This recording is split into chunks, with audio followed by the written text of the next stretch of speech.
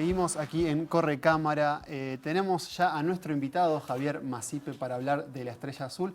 Una biografía musical sobre Mauricio Aznar, bastante atípica y con bastantes sorpresas. No las vamos a revelar, pero para hablar de ello y para hablar de este estreno ya disponible en Cinemateca, está Javier aquí con nosotros. Javier, bienvenido. ¿Qué tal? ¿Cómo estáis? Qué bueno.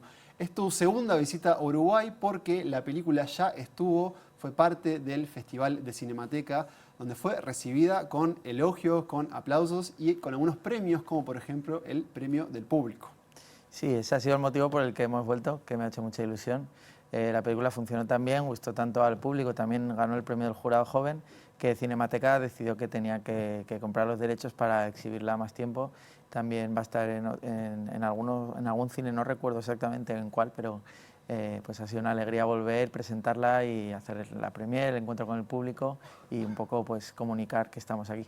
Bien, La Estrella Azul también ha sido una sensación en España y les decíamos, está preseleccionada para competir por los premios Oscar por ese país. Ya vamos a ver qué significa eso para su director. Pero vayamos un poco para atrás, Javier. Contame cuál es o cuál identificás vos como el germen de La Estrella Azul y bueno, un poco de tu vínculo con Mauricio, con ese músico.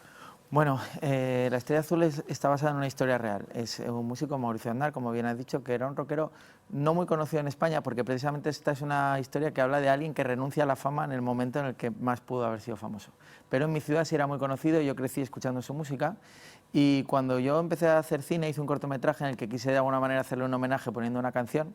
Ahí conocí a la madre de Mauricio porque le pedí permiso para incluir esta canción, y fue ella la que me dijo que le gustaría que en algún momento hiciera una película sobre la historia de sus hijos, porque vio ese corto, le gustó, y ella de hecho había tenido un encuentro con Carlos Saura, famoso director español, que es el que le había también en algún momento propuesto quizá hacer algo sobre esta historia.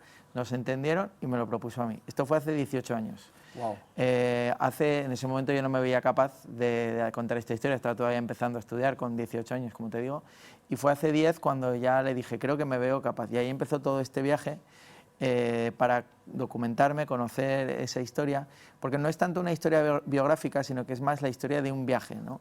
Una película que no necesitas para nada saber quién era este rockero, sino que es como un rockero español viaja a Argentina, recorre, digamos, se va viendo sorprendido por el viaje y acaba en una de las provincias por las que nunca pasa un turista, que es Santiago del Estero, y se da un encuentro con un maestro, una suerte de maestro Miyagi, ¿no? Un folclorista, que le transmite a este rockero toda otra visión del mundo. Y es una película, es más una película de viajes y una película maestro-alumno que un biopic. Es cierto, y de hecho recuerdo cuando la vi en el propio festival que hay un inicio que podría parecerse más dentro del terreno de las biografías musicales y después claramente vos pegás ahí un volantazo y abrís otra película que la verdad creo que todos fuimos capaces de reconocer su sensibilidad, creo que es eso lo que al menos está generando esa conexión con el público. Pero quería preguntarte un poco, vos decías ese desafío de alguna forma de tomar una parte de la carrera y de la vida de Mauricio para llevarla al cine. ¿Cuándo identificaste o cómo sentiste que esta podía o iba a ser tu primera película y lo que significaba justamente ese reto de tomar al menos parte de esa vida y de esa obra? Bueno, sobre todo fue al repetir ese viaje por Argentina. O sea, al principio yo hice entrevistas a amigos y fui conociendo la vida de este personaje que tenía un carisma muy especial y eso ya le aportaba algo a la película, pero sobre todo cuando hice el mismo viaje que él hizo, recorriendo el interior de Argentina, me di cuenta de que qué es lo que le había emocionado a él, qué es lo que le había sorprendido tanto, porque esa provincia en la que se desarrolla la película es un lugar muy humilde donde se vive con muy poco, pero donde la música es lo que da sentido a la vida de la gente y lo que es el centro de la sociedad. Y la música nos gusta a todos, en cierta medida a todos, desde que somos niños nos gusta la música. Y ahí vi que esta película podía tener una gran universalidad, porque esa provincia, como te digo, de interior de Argentina, Santiago, es como si fuera un Disneyland para el que le gusta la música.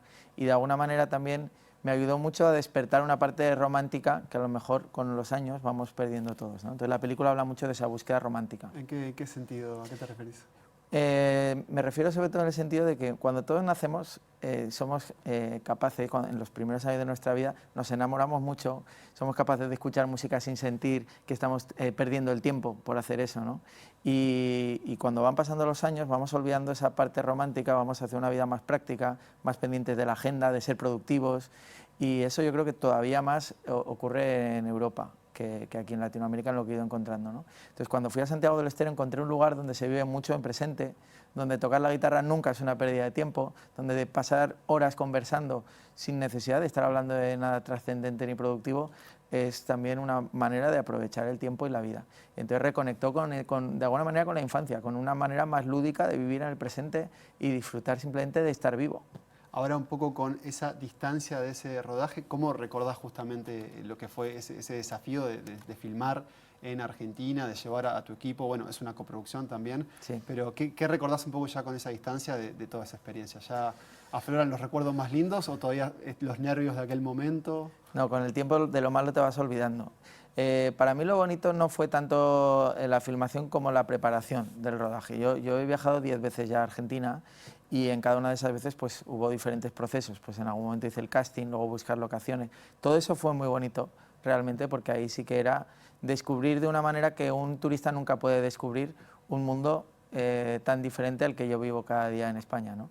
A ese Perdón viaje, que te interrumpa ahí, sí. se generaba entonces, imagino, un paralelismo con el propio viaje de Aznar, imagino, Claro, ¿no? Tus totalmente. ojos viendo algo que de alguna forma él había visto años antes. Exactamente, y eso incluso está literalmente en la película, o sea, sin hacer mucho spoiler, pero es una película que habla de cómo hay viajes que desembocan en otros viajes. En nuestro caso era un encuentro también alrededor de la música, pero más alrededor del cine, donde también se daba porque es una coproducción donde había técnicos de ambos países y actores de ambos países y se está dando ese encuentro cultural que es el centro de lo que es la película, ¿no? Como diferentes visiones del mundo se encuentran para crear una obra artística. Y eso en el rodaje, sobre todo lo vivieron así más los técnicos, para ellos sí que era la primera vez. Claro. Entonces toda la gente que vino a la filmación pues lo recuerda como algo precioso y que yo creo que les cambió la vida a casi todos. Bien, tenemos un adelanto de La Estrella Azul que le decíamos ya está estrenada en Cinemateca, también va a estar en otras salas. Vamos a verlo y lo seguimos comentando aquí con su director, con Javier. Primero, la pregunta obligada. ¿Dónde te habías metido? Bueno, pues... ¿Qué cojones pasa? ¿Qué está haciendo?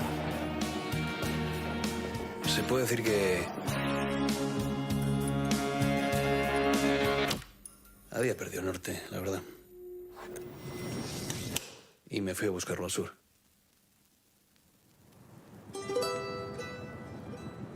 Siempre me han emocionado Yupanqui, Mercedes Sosa. Yo tenía que conocer su paisaje, sobre todo el paisaje humano, ¿no? ¿Carlos?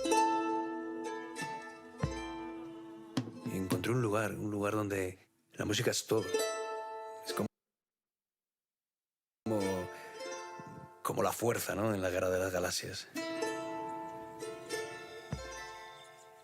Y ahí recordé, porque yo de niño soñé con cantar.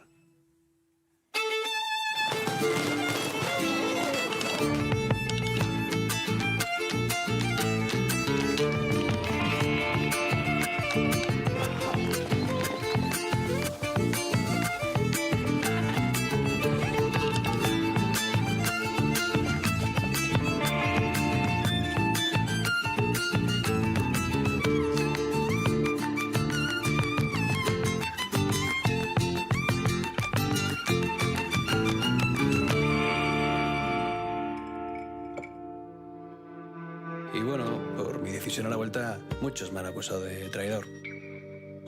Por la locura que me he propuesto hacer. Pero para mí, apuesta por el rock and roll lo que significa realmente es intentar ser cada día un poco más libre.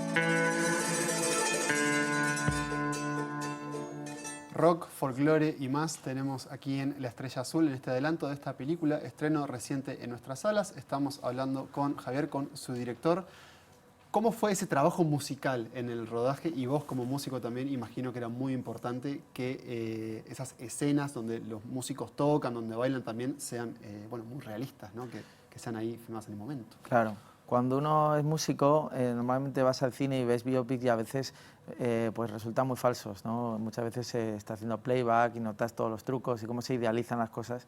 Y uno de los retos que nos propusimos desde el principio es que toda la música se tocara en directo y que todo se registrara realmente con micrófonos de ambiente para que fuera de una manera muy real, que no sonara tampoco a disco, sino que sonara como suena realmente una guitarra cuando la tienes a 2 metros, que se escucha también el eco de la sala. Cuando hay un gran concierto, que ahí se representan varios conciertos años 90, se escucharon los graves en el pecho y el rebote de la sala. Todo eso es una cosa que la gente lo ha percibido mucho y no necesariamente expertos venían y decían, nunca había visto una película con una música tan realista.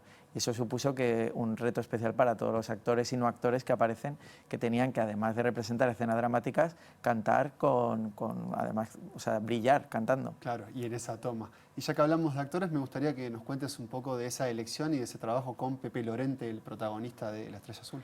Bueno, para él fue un viaje muy complicado porque él era actor, fundamentalmente. Tocaba un poco la guitarra y tenía oído y cantaba, pero no era un músico, ni muchísimo menos.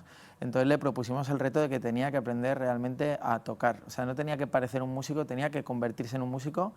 Al principio tenía un tiempo limitado, unos cuantos meses, tuvo profesores, vino a Santiago del Estero, Argentina, para aprender ahí a tocar. Y luego hubo una desgracia que lo convertimos en una gracia, que fue la pandemia.